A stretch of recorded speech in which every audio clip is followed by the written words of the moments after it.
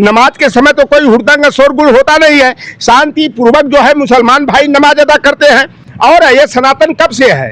2023 से पहले कोई सनातन को जानता नहीं था। ये राजा माई के पेट से नहीं, अब बैलेट बॉक्स से पैदा होगा। जैसे उत्तर प्रदेश का विधानसभा चुनाव नजदीक आ रहा है, वैसे हिंदू मुस्लिम की राजनीति एक बार फिर से खेली जाने लगी है। उत्तर प्रदेश के मुख्यमंत्री का बयान आ गया है मुसलमानों के ऊपर। उनका कहना यह है, अगर आपको नमाज पढ़नी है तो आपकी जो जगह है वहां पर जाकर के पढ़िए। मान लीजिए कि आपकी जनसंख्या ज्यादा है, आप सड़कों पर जा रहे हैं तो शिफ्ट में पढ़िए, लेकिन बाहर नहीं पढ़ सकते। उसी के साथ में रघुराज प्रताप सिंह उर्फ राजा भैया का भी बयान आया है। उन्होंने कहा है कि जो मुस्लिम समाज के लोग हैं ये पहले सनातनी ही थे, लेकिन जो उसमें से कायर थे वो अपना मतलब धर्म बदल लिए थे और मुस्लिम हो गए थे। पूरे मुद्दे पर बातचीत करेंगे। हमारे साथ में लौटन राम निषाद जी हैं, समाजवादी पार्टी के दिग्गज नेता हैं। कैसे देख रहे हैं इन दोनों बयानों को? देखिए, पहले तो मैं रघुराज प्रताप सिंह, हाँ, राजा भैया उर्फ राजा भैया, वो राजा नहीं है, वो एमएलए हैं, और एमएलए बने हैं तो बाबा साहेब भीमराव अंबेडकर के संविधान के तहत बने हैं, न कि जो है कि सनातन के तहत बने।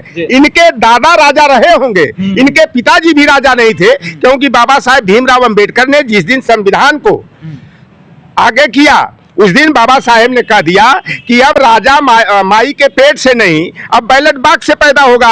लोहार कुआर सुनार हो, चाहे तेली तमोरी बरई हो, बारी हो, चमार हो, हिंदू हो, मुसलमान हो, अगड़ा हो, पिछड़ा हो, ठाकुर हो, बाबन हो, भूमियार हो, सारे लोगों की वोट की कीमत बाबा साहेब ने बराबर कर दिया। और बाबा साहेब ने कहा कि संविधान के तहत मैं महारानियों की नसबंदी कर दिया हूं।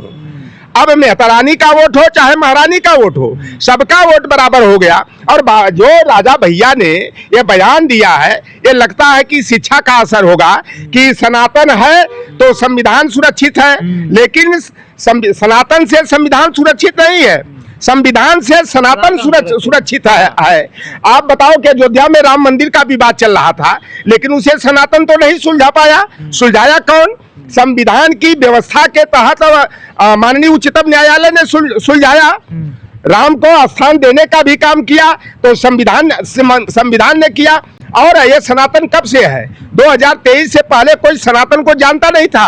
ये जो आज सनातन चिल्ला के ढोंग और पाखंड बढ़ा रहे हैं, हिंदू मुसलमान में तनाव पैदा करने का काम कर रहे हैं, सांप्रदायिक सौहार्द और भाईचारा को कमजोर करने का काम कर रहे हैं। देखो, पहले जो है कि जो वैदिक था, वैदिक धर्म जिसको कहते थे, वही मुसलमानों के पीरियड में या मुगलों के पीरियड में आर्य धर्म हो गया। और जब अंग्रेज आ गए तो हिंदू ब्राह्मण धर्म हो गया।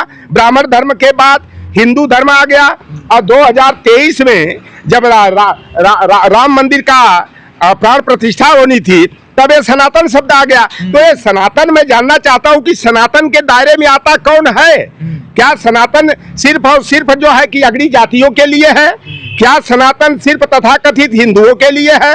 क्या उसमें मुसलमान, सिख, ईसाई सनातन में आता है? नहीं है। क्या सनातन का मतलब यूनिवर्सल ट्रूथ होता है? जैसे पहले था जो व्यवस्था, वो भी यूनिवर्सल ट्रूथ के अंतर्गत आता था कि रानी के पेट से राजा पैदा होता था। लेकिन जब बाबा साहेब भीमराव अंबेडकर ने संविधान को लागू कर दिया, तब यूनिवर्सल ट्रूथ हो नहीं रह गया कि अब महारानी के पेट से राजा महाराजा नहीं पैदा होगा।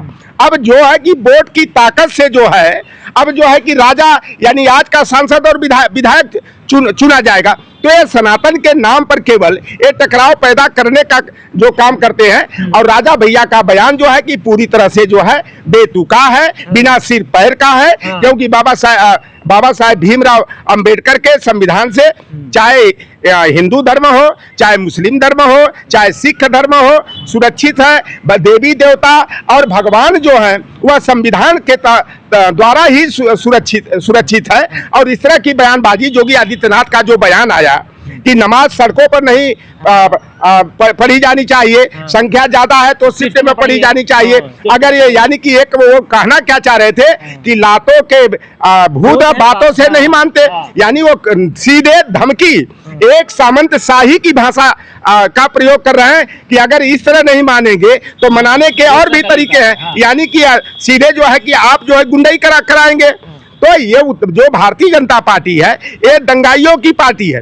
आप देख लो कि हिंदू तीज त्योहारों पर, चाहे वो हनुमान जयंती का त्योहार हो, आप देख लो कि कैसे बजरंग दल वाले हुड़दंग मचाते हैं। सड़कों पर बहन बेटियों का निकलना मुश्किल हो जाता है। जब ये कांवड़िया चलते हैं तो कांवड़ियों पर तो ये फूल की वर्षा हेलीकॉप्टर से करते हैं, लेकिन जब छात्र नौजवान नौकरी की मांगने जाता है तो उन पर लाठियां बरसाई जाती है। आज की घटना है कि 69,000 शिक्षक भर्ती में 18,000 और 19,000 ओबीसी SC ST की जो हकमारी की गई है। आज एक लड़का बिजनौर क्षेत्र में अतुल यादव नाम का, जो एक मनुवादी दरोगा रहा है, उसने पीट पीट कर उसको मौत के घाट उतार दिया। जब आप देखते हैं दुर्गा पंडाल का विसर्जन करने जाते, नमाज के समय तो कोई हुड़दंग शोरगुल होता नहीं है, शांति पूर्वक जो है मुसलमान भाई नमाज अदा करते हैं। लेकिन हुड़दंग कब होता है? जब हनुमान जयंती मनाते हैं। हुड़दंग कब होता है? जब ये दुर्गा प्रतिमा का विसर्जन करने जाते तो देखते हैं कि डीजे पर इतने भद्दे भद्दे जो है गाली गलौज वाले गाने बजाए जाते हैं, और जब ये मस्जिदों के पास जाते हैं तो डीजे के आवाज को और तेज करके जो है भद्दी भद्दी गालियों को लेते हुए ये संगीत बजाने का काम करते। तो जो दंगा भड़काने का काम करते हैं ये तथाकथित हिंदू और भारतीय जनता पार्टी की जो अनुसांगिक संगठन है, चाहे वो दुर्गा वाहिनी हो, चाहे वो जो है अखिल भारतीय विद्यार्थी परिषद हो, चाहे वो जो है कि बजरंग दल हो, तमाम उनके जो आनुषंगिक संगठन है जो कि शांति व्यवस्था को खतरे में डालने के लिए ये दंगा भड़का करके जो है हिंदू मतों का ध्रुवीकरण करने का प्रयास करते हैं। लेकिन उत्तर प्रदेश की जनता जो है अब इनके झांसे में आने वाली नहीं है। जिस तरह से उत्तर प्रदेश में वर्चस्ववाद को, सामंतवाद को, ठाकुरवाद को योगी आदित्यनाथ की सरकार ने बढ़ा करके ओबीसी SC ST के साथ साथ छात्र नौजवान किसान का भविष्य अंधकार में डालने का काम किया है, उत्तर प्रदेश आरक्षण नियमावली के तहत गला घोटने का काम किया है, और ये सनातन की बात करते हैं। मैं जानना चाहता हूं मोहन यादव, जब उत्तर प्रदेश जो मध्य प्रदेश में आरक्षण की विषमता है, मंडल कमीशन के तहत मध्य प्रदेश में 50.09% आबादी को सिर्फ और सिर्फ 14% आरक्षण दिया गया। और जब मोहन यादव जी ने हम लोगों की बात को स्वीकार कर लिया और 27% दिया तो उन्हें गाली गलौज दिया जाने लगा। जब मोहन यादव को मध्य प्रदेश का मुख्यमंत्री बनाया गया, यही सनातन की दुहाई देने वाले बेईमानों ने, मनुवादियों ने, सामंतों ने, वर्चस्ववादी एकरंगी गैंग के लोगों ने मोहन यादव को हिंदू धर्म रक्षक कहा, राम का परम भक्त बताया, सनातन का रक्षक बताया। और जब मोहन यादव ने 14% आरक्षण को विस्तारित करते हुए 27% देने का निर्णय लिए तो मोहन यादव को भद्दी भद्दी गालियां देकर के एकरंगी गैंग वालों ने हिंदू धर्म का कैंसर कहा, हिंदू द्रोही कहा, राम का विरोधी कहा। जब मोहन यादव ने UGC रेगुलेशन एक्ट को मध्य प्रदेश की यूनिवर्सिटीज कॉलेजेज में लागू करने का निर्णय लिए तो मोहन यादव को गाली देते हुए इन्हीं सनातन के ठेकेदारों ने कहा कि मोहन यादव जाएगा, जाके भैंस चराएगा। तो ये सनातनी नहीं, ये हुड़दंगी है। लेकिन सनातन की रक्षा करें, विपक्ष आएगा तो सनातन को खतरा हो जाएगा, जैसे पहले। मैं तो ये जानना चाहता हूं कि सनातन के दायरे में कौन आता है। सनातन के दायरे में जिस तरह का ये व्यवहार कर रहे हैं, जो चलन पैदा कर रहे हैं, तो उसमें ओबीसी SC ST ही जो तथाकथित हिंदू है वह खुद सनातन के अंतर्गत नहीं आता है। अगर सनातन की बात करते हैं तो पिछड़ों दलितों का जो उत्पीड़न, सांस्थानिक उत्पीड़न जो होता है, तो आप बताओ कि उनकी सुरक्षा के लिए जब UGC रेगुलेशन एक्ट बना तो UGC कानून का विरोध कौन किया? मैं तो जानना चाहता हूं पिछड़ों दलितों वंचितों का दुश्मन मुसलमान कैसे? क्या शंभुक ऋषि की गर्दन किसी मुसलमान ने काटा? क्या निषाद पुत्र एकलव्य का अंगूठा किसी मुसलमान ने काटा? क्या मंडल कमीशन OBC आरक्षण का विरोध किसी मुसलमान ने किया? क्या जातिगत जनगणना का विरोध किसी मुसलमान ने किया? क्या जो है समानुपातिक हिस्सेदारी का विरोध किसी मुसलमान ने किया? क्या UGC कानून का विरोध किसी मुसलमान ने किया? जब मुसलमान जो है OBC SC ST के सम्मान और प्रतिनिधित्व का विरोधी नहीं है तो हम पिछड़े दलितों वंचितों का वह दुश्मन कैसे? तो ये केवल सनातन 2023 में पैदा करके जो सांप्रदायिक तनाव बढ़ाने का यह काम कर रहे हैं। हिंदू मुसलमान, भारत पाकिस्तान, ईद और दिवाली, शमशान और कब्रिस्तान के मुद्दे पर जो है सांप्रदायिक बिखराव पैदा करने का काम कर रहे हैं। आप देखोगे इंडिया गेट पर चले जाना, वहां पर शहीदों की सूची लगी हुई है और सबसे ज्यादा शहीद कोई इस देश के लिए हुआ तो मुसलमान हुए हैं, फिर इसके बाद सिख हुए हैं, इसके बाद OBC SC ST के लोग हुए हैं। और जो आज सनातन की बात कर रहे हैं, इनके बाप दादा अंग्रेजों की पेंशन पर पलते थे, अंग्रेजों की दलाली करते थे, अंग्रेजों की मुखबिरी करने का काम करते थे। और राजा भैया ने एक बात और कहा है कि जो डर गए वो मुसलमान बन गए। तो पहले डरा कौन? राजा भैया के नातेदार रिश्तेदार ही पहले मुसलमान बने, क्योंकि अंग्रेजों की मुसलमानों की गुलामी राजा भैया जैसे लोग और जो सनातन की बात कर रहे हैं इनके बाप दादा पुरखों ने किया।